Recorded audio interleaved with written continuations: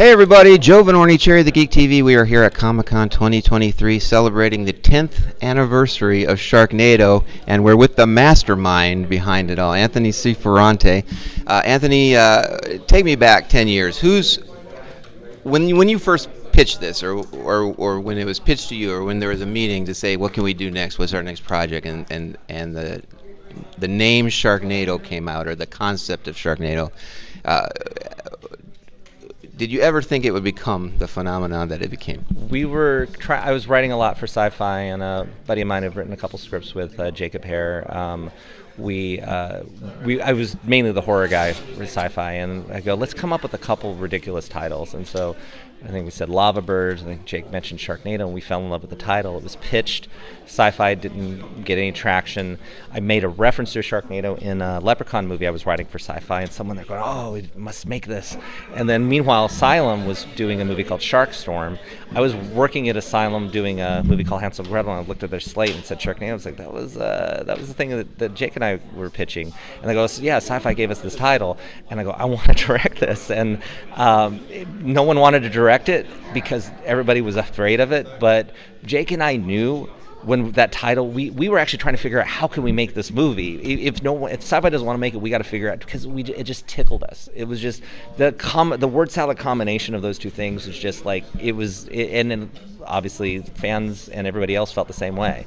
So no, I was all in. I mean, I was all in before it was a thing, and I was all in while we were making it, and I was all in until the moment it was released, because when we finished shooting it, I think in February, and I was in the editing bay every day, and then there were little things we needed, but there's no budget. It's like, can I take the GoPro camera, go out with the camera and shoot the surfer with the shark, and as long as it doesn't cost us any money, sure. So I went out and get all these extra stuff. So we just kept building and building and building on top of what we had, because I wasn't going to stop until it was done. And if no one saw it, fine. We went down with flaming sharks, but people discovered it. And I think there's like energy of desperation to that movie, because we're trying to do what the studios do, but with their craft service budget for a day. And I think that's part of the charm, because it's a little rough around the edges, but we're all invested in it. We're all having fun making it, and that's what translated to the fans, and that's why we're still talking about it 10 years later. So what was the point after the first movie was made where you realized, like, oh, this is more than the typical sci-fi movie? This is getting a bigger reaction from the audience. This is a phenomenon. Well, okay, so number one, I keep always saying that John Hurd. I keep saying this to remind people of John Hurd was the only person that knew this was going to be something. He took me aside the last day of shooting and said, there's some method to your madness, but there's something here. And that's John Hurd, who's been in Home Alone. He's been in amazing. He was in Chud. He was in The Cutter's Way. I mean, phenomenal actor who didn't need to say anything to me. His royalty being in his presence. And for him to even say that, who's been in the business longer than I have, that meant something. And everybody else was like, I don't know, I'm a little scared of this movie, right? So that was cool.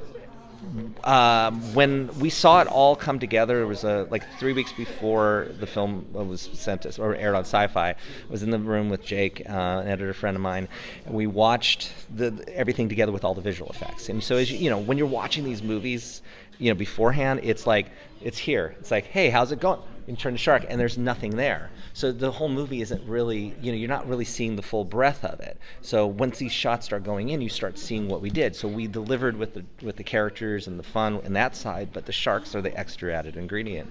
So we're watching it as a run through to see how it played, and the three of us were just laughing and having a blast and going. After it was over, I said, and I've said this many times, I think we made the greatest stoner movie ever made.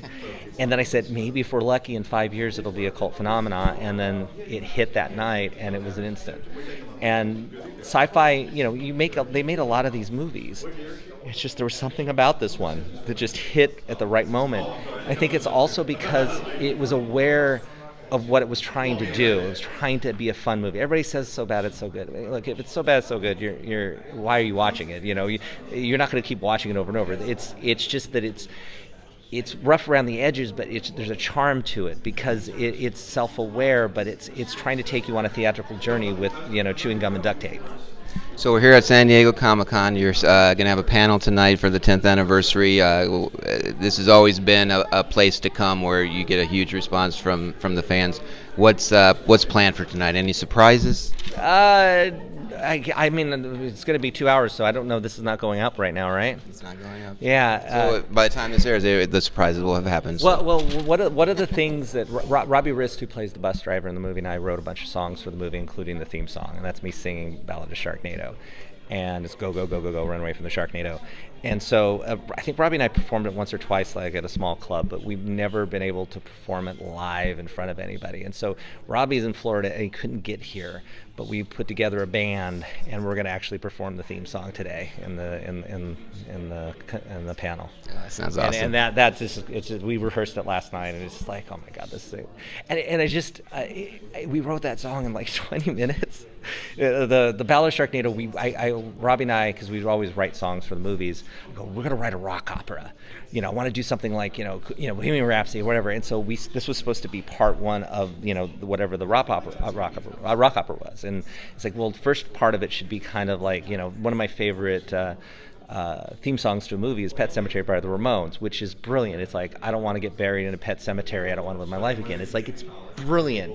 We'll never achieve that, but I'm going, if we could do something like that with Sharknado, where it's just, it shows you how ridiculous it is, and we pull it off. I mean, it's got, we wrote it in 20 minutes, and it has lyrics like, Hammerhead's one scary guy, Mako's gonna make you cry, Thresher bites, bye bye bye, Great White's coming, open wide. I mean, it's just like, there was something funneling in us while we were making this movie, and it just continued and bled into the songs and all that stuff. So that sounds awesome. Congratulations. Well, yeah, and we should be we talked about the theatrical. We talked. Oh, we have. We need to talk about the theatrical release. Yes. So. We're going to be August 15th and 16th. We're doing a theatrical experience of the movie, so we're upgrading everything. We didn't talk about this. Yeah. So we were trying to go, well, let's just put it out in theaters. We had some people interested in doing it. Well, can we color correct it? Because I hated the color correction in the first movie because it was never finished properly.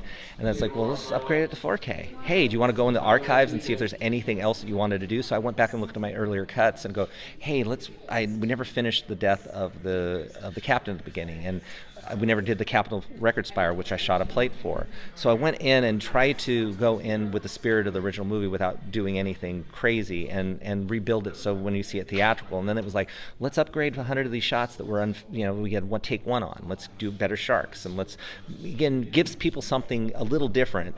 I don't think it's ever going to be like a George Lucas special edition thing. We're going, well, why did they do that? I think it's like, no, it's the same movie, a little different experience, and the shark shot first. So it should be. And when's that coming out? That's August 15th and 16th, 400 theaters across the U.S. And it's going to be, if you love Sharknado, you're going to get a upgraded experience, is best thing to a new Sharknado in a way, because you're getting a few extra bonuses on it. And if you haven't seen it, which a lot of people haven't, there's a whole new generation that just about it. Just like, oh, what is that silly title? Now they'll get a chance to see it in the theater. Awesome. We can see Sharknado in the theaters in August. Congratulations on your 10th anniversary. And thanks for talking with us on Cherry the Geek TV. Stay tuned for more coverage here from San Diego Comic-Con.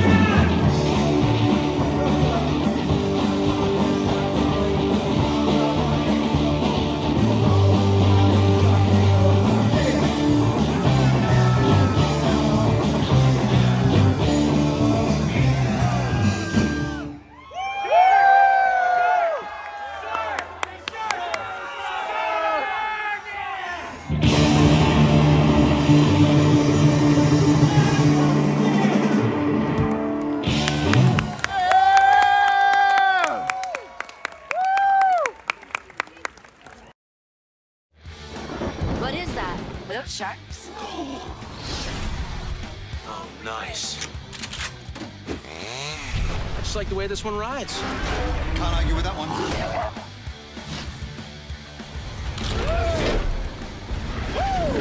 Never seen so many of them nor so bold. We're gonna need a bigger chopper. I'm gonna finish this.